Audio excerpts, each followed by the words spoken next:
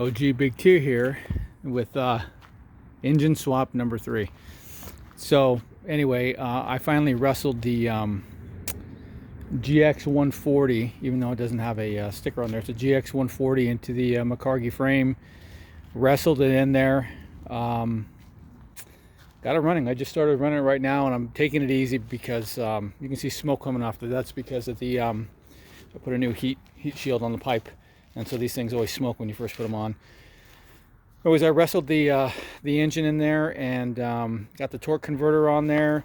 The bike is at a little lower angle, or the engine's at a little lower angle than I would like, but you know, it's all good. It's on there, and she feels fast. She has a good torque, which is good. I didn't change the gearing. Still running a 12 up front and a 40 in the back. I think it's a 12 up front. Whatever came with the death row torque converter. Look at her smoking there. She runs strong. I just always take it easy when I have a new bike because, you know, especially a contraption like this, so many different parts and, you know, jury rigs and stuff like that, that I don't want to get hurt, you know, because I'm a baby. I don't want to get hurt.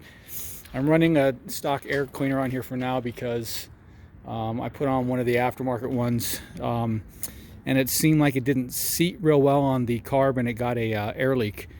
And it still runs a little bit like it has an air leak, but it runs much less so. So I don't know how fast you went. I just probably run her about 30-35 miles an hour, and that's pretty good because there's rattles and noises and smells on here that I'm not familiar with yet. So anyway, this is engine swap number 3. OG Big T, over and out.